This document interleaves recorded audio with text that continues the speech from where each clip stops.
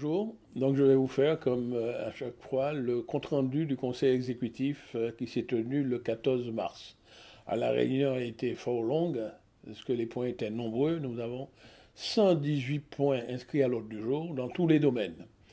Alors cette réunion est exceptionnellement, je l'ai présidée au nom du président Marie-Jeanne parce qu'au moment où le conseil exécutif se réunissait, il représentait la Martinique dans une réunion en Guadeloupe, une réunion de l'OSIS, c'est-à-dire de l'Organisation des États de la Caraïbe de l'Est.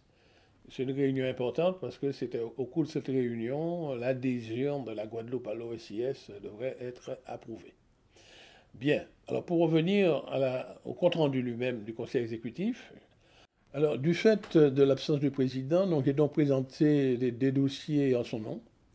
À savoir, donc le Conseil exécutif a approuvé l'octroi d'une subvention au service départemental d'incendie et de secours au titre de l'année 2019. Bien, puisque nous avions reçu délégation de la plénière pour le faire, donc on a reconduit les montants de 2018 en 2019 pour permettre aux SDIS de fonctionner. Le deuxième point concerne la dotation à Martinique Transport au titre de 2019, puisque la CTM, je le rappelle, est le plus grand contributeur, Martinique Transport, mais le Conseil exécutif devrait donc attribuer cette somme, ce qui a été fait. Et enfin, le Conseil exécutif a approuvé le principe de la création d'une régie autonome, douée de personnalité et d'autonomie financière pour la gestion des abattoirs de Martinique. Donc il y aura une régie pour gérer l'abattoir à la suite de la liquidation malheureuse que nous avions déplorée de la SEMMAM. La SEMMAM a été liquidée au mois de décembre, pouvait continuer jusqu'à 3 mois, mais il faut pour prendre la suite qu'il y ait une structure. Donc le Conseil exécutif a approuvé le principe d'une régie et cette question sera présentée à la plénière du mois d'avril et soumise aux élus parce que la régie qui doit gérer cet abattoir, ses administrateurs doivent être désignés par l'Assemblée de Martinique. Donc le principe a été acté. Donc voilà les points que nous avons abordés. Et je veux rassurer tous les utilisateurs de l'abattoir. Il y a une volonté très ferme du président Marie-Jeanne de faire en sorte que les abattoirs aient une continuité dans leur fonctionnement, pour que ça ne nuise ni aux bouchers, ni aux éleveurs de porcs et de bovins, ou de caprins. Et enfin, bon, je vais donc maintenant, comme je le faisais d'habitude, présenter les dossiers de la formation professionnelle. Alors là, nous avons eu à étudier à la fois des demandes d'aide individuelles. Pour ce qui concerne les demandeurs d'emploi qui vont faire leur formation en Martinique, nous avons accordé 17 aides, 17 demandeurs d'emploi.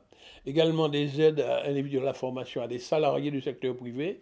Je rappelle que nous cofinançons avec les OPCA, donc 6 salariés. Dans le domaine de la formation en mobilité hors de Martinique, donc en France, nous avons eu 8 dossiers. Alors, ce sont les dossiers qui sont traités dans le cadre d'une convention que nous avons avec la DOM et également 2 formations mobilité dans la Caraïbe, donc en dehors de la Martinique. Et là, qui sont traités directement financés directement par la CTM. Et nous avions eu également à accorder à des demandeurs d'emploi 3 aides à la validation des acquis de l'expérience. Et puis nous avons au Conseil exécutif attribué les dotations de fonctionnement à nos 4 CFA et également une dotation d'investissement pour la Chambre des métiers. Dans le domaine des infrastructures portuaires, nous avons approuvé l'opportunité de faire une étude pour voir s'il n'y a pas lieu de modifier l'aménagement du port Le Grand-Rivière pour éviter cet ensablement chronique. Parce que nous avons constaté dans les 3 années qui viennent de s'écouler qu'il y avait un ensablement récurrent et la CTM doit dépenser près de 1 million chaque année pour désensabler le port. Donc le Conseil exécutif a approuvé une proposition que je leur ai faite de lancer une étude pour voir s'il n'est pas possible de modifier quelque peu l'aménagement portuaire pour faire en sorte que nous réduisions l'ensablement et de façon des économies sur cette affaire-là, tout en maintenant l'accès pour les marins pêcheurs. Donc cette étude sera menée après que nous ayons choisi un bureau d'études Et nous envisageons cette étude autour de quand même 15 000 euros pour le faire. Bien. Et évidemment, cette étude, sur la base de modèles numériques, va nous dire si nous pourrons éviter que les courants marins ramènent du sable dans le port. Donc ça a été approuvé, donc l'étude sera prochainement lancée. Dans le domaine de l'enseignement, de l'éducation, alors d'abord l'enseignement supérieur, nous avons eu à examiner une dotation de fonctionnement du campus caribéen des arts au titre de l'année 2019. Donc nous avons attribué les sommes souhaitées par le campus caribéen des arts. Et toujours dans le domaine des formations supérieures, le Conseil exécutif a eu à approuver un règlement d'agrément territorial des établissements faisant de la formation sociale. Vous savez, depuis une loi de mars 2014, ce sont les régions, donc en Martinique la CTM, qui délivre l'agrément pour les établissements-là. Donc ce règlement sera présenté prochainement en plénière. Donc, toujours dans le domaine de l'éducation, nous avons examiné de nombreuses demandes des établissements scolaires. D'abord des subventions exceptionnelles pour l'acquisition d'équipements numériques adaptés au très haut débit. Parce que nous mettons la fibre optique un peu dans tout établissement scolaire pour avoir le très haut débit. Mais le matériel numérique dont ils sont dotés actuellement mérite d'être adapté au très haut débit. Donc nous avons attribué à 24 établissements, c'est-à-dire 16 collèges et 8 lycées, des dotations pour faire l'acquisition de nouveaux équipements numériques. Toujours des aides données à nos établissements. Donc nous avons donné des aides exceptionnelles de fonctionnement et d'équipement à 3 lycées et à 3 collèges qui en ont fait la demande. Ce sont des aides complémentaires.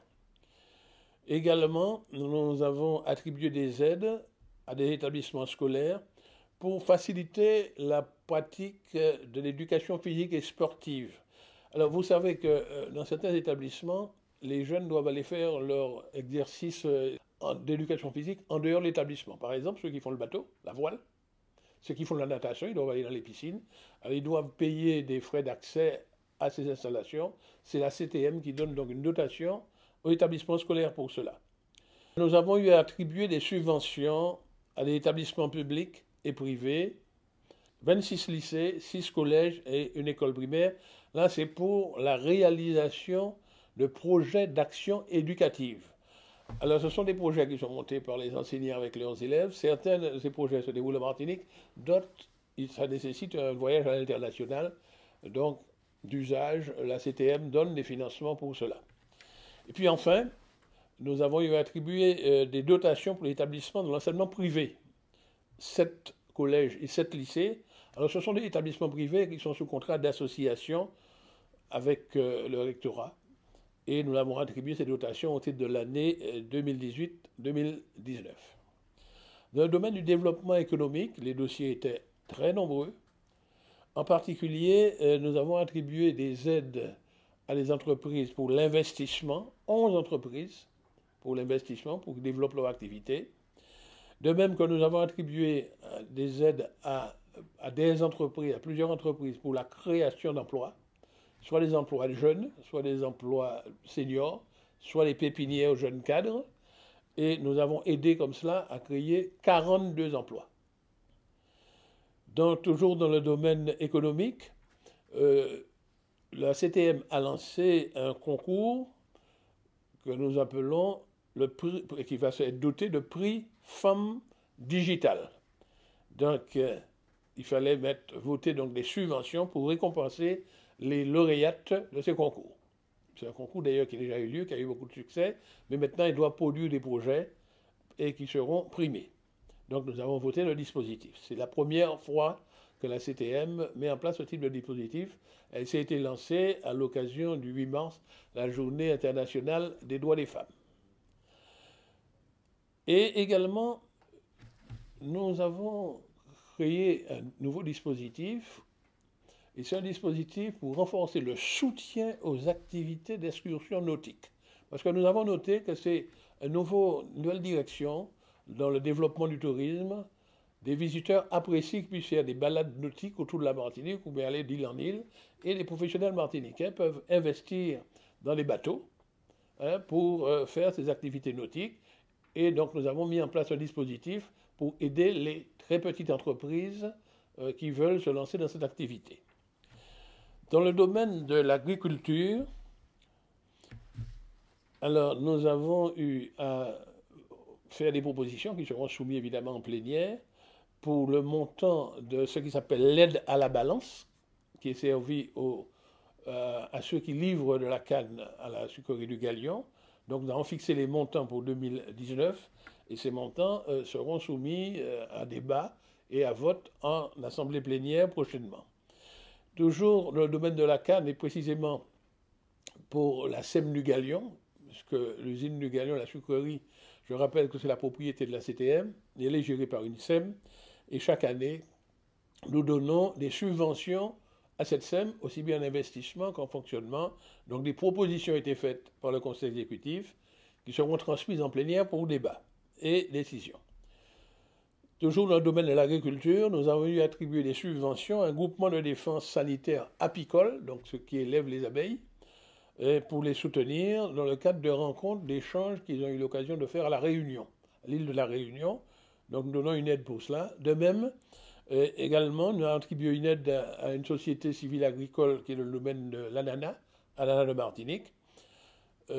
Ce sont des aides qui ont été données pour à la fois qu'ils puissent échanger des pratiques avec les planteurs réunionnais qui sont allés à La Réunion, planteurs d'ananas, mais également pour promouvoir et développer la filière ananas en Martinique qui, ces dernières années, avait régressé et nous avons une volonté politique de faire remonter parce qu'il y a des industries de transformation qui puissent ensuite vendre des conserves d'ananas ou du jus d'ananas. Donc il faut soutenir cette branche. Donc des propositions ont été faites pour cela. Bien, également, toujours de l'agriculture, nous avons eu à examiner des subventions à 10 petits agriculteurs dans le cadre d'un plan de restructuration de l'agriculture martiniquaise. C'était après les intempéries de 2016. Donc les dossiers qui étaient assez nombreux sont liquidés au fur et à mesure. Et à chaque conseil exécutif, il y a une tranche, un lot qui est attribué pour des agriculteurs qui ont été victimes des intempéries en 2016. Maintenant, dans les fonds européens, là aussi, nous avions eu de nombreux dossiers, puisque nous avons attribué des aides du FEADER à 212 demandeurs du secteur agricole. Et je peux donner le détail. Un dans le secteur de la canne. Un autre demandeur qui est le syndicat de défense de l'AOC Rome Agricole. Un demandeur dans le secteur de la banane. 2 demandeurs dans le secteur de l'élevage. 8 agriculteurs qui sont dans le secteur d'agriculture bio. Et 199 petits agriculteurs qui ont accepté de s'engager à l'application de mesures agro-environnementales. 199. Ça, c'était pour le FEADER. Dans le domaine du FEDER, nous avions 3 dossiers. L'une présentée par la commune de Trois-Îlets pour l'aménagement du bourg, pour améliorer l'attractivité touristique du bourg de Trois-Îlets, donc une aide FEDER. Également la distillerie de Dillon, qui met en bouteille du rhum, c'est pour pouvoir renforcer ses lignes d'embouteillage, et également la Boissy-Lorraine. Tous ces dossiers importants qui vont être présentés en plénière. Nous avons attribué également du Fonds social européen à 2 demandeurs. L'un, c'est Pôle emploi. C'est pour qu'ils accompagnent les demandeurs d'emploi qui sont en très grande difficulté vers l'emploi. Et une autre aide à Cap-Nord, c'est pour le financement du plan local d'insertion par l'économie, c'est-à-dire le PLI de Cap-Nord. Et toujours dans le domaine des fonds européens, nous avons approuvé un document de mise en œuvre, ce qu'on appelle les fiches d'OMO. C'est au titre de la mesure augmenter la création d'emplois et de richesses par la valorisation du potentiel touristique endogène.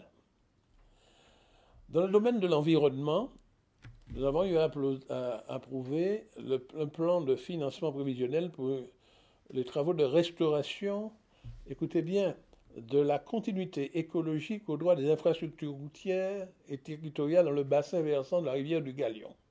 Parce qu'il y a un contrat de rivière du Galion, depuis sa source jusqu'à la mer, mais cette rivière du Galion est enjambée par une série d'ouvrages, des ponts, les voies hydrauliques appartenant à la CTM, et nous avons le devoir d'assurer ce qu'ils appellent la continuité écologique en amont et en aval de ces ponts, et pour permettre aux crustacés et aux poissons de pouvoir naviguer dans la rivière pour la montaison ou pour redescendre.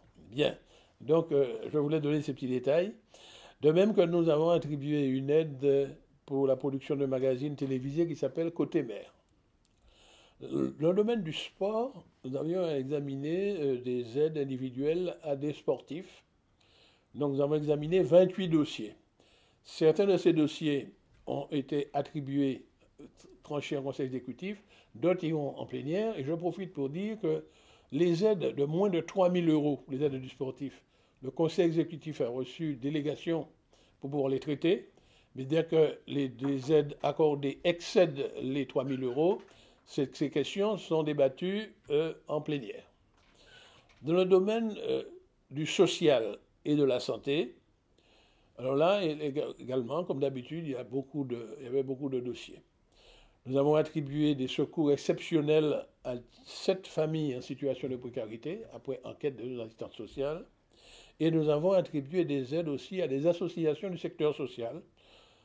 Je peux citer le Casodome, l'Association pour le logement social, l'Association En Lot Coudzier, mais également l'Association du Club des aînés de la ville de Fort-de-France et l'association Lumina. Alors ces dossiers, le conseil exécutif a fait des propositions, mais ensuite ce seront transmis en plénière pour les décisions. Nous avons eu également attribué des subventions pour le fonctionnement à la DIL. La DIL, c'est l'Agence pour le développement de l'information sur le logement. C'est un satellite de la CTM, donc nous avons attribué sa dotation au titre de l'année 2019. Nous avons eu aussi examiné une demande de l'Association des victimes de la catastrophe aérienne du 16 août 2005, l'AFCA, et pour l'exercice 2019, donc les démarches qu'ils ont à faire, puisqu'ils sont encore dans le contentieux juridique. Donc le conseil exécutif a fait des propositions qui seront soumises prochainement à la plénière. Et enfin, le conseil exécutif a approuvé l'organisation d'une journée d'études sur la violence intrafamiliale. Ce sera organisé par l'Observatoire de la protection de l'enfance, évidemment prise en charge financièrement par la CTM. Le domaine culturel, là, comme d'habitude, nous avions eu plusieurs dossiers. Donc, nous avons examiné le programme révisionnel présenté par le Centre culturel de Gradis, où les activités sont en train de monter en puissance. Donc, le programme qui va de mars à juillet 2019. Il y a une proposition qui nous a été faite par Tropicatrium, et qui devra être examiné par la plénière. C'est une proposition pour pouvoir baptiser la salle, le hall du rez-de-chaussée du bâtiment où est logé Tropicatrium. Donc une proposition qui a été faite, je ne veux pas trop dévoiler puisque cette question sera débattue en plénière pour nommer cette salle. Nous avons également approuvé une proposition qui était portée par la collègue Marie-Hélène Léotin, au titre de la commémoration du 150e anniversaire de l'insurrection du Sud, donc en 2020, l'insurrection du Sud aura 150 ans. Donc c'est le programme pour inaugurer un parcours qu'on va appeler « Sur les traces des insurgés ». Donc le programme a été approuvé et évidemment les formalités vont être lancées pour que ensuite ça rentre dans les faits l'an prochain. Enfin, nous avons retenu le principe d'attribuer une subvention à une association qui s'appelle Maison Martiniquaise de la photographie, qui doit organiser une exposition de photos qui va se faire dans les locaux de la CTM, mais c'est pour honorer, en hommage à M. Patrick Sorante, qui est un ancien fonctionnaire territorial, qui était en poste à la direction des affaires culturelles, et qui malheureusement nous a quittés et décédé le 10 janvier dernier. Donc nous sommes d'accord pour lui rendre hommage. Voilà, en résumé, les points qui ont été débattus et retenus au Conseil exécutif du 14 mars 2019. Merci et à la prochaine.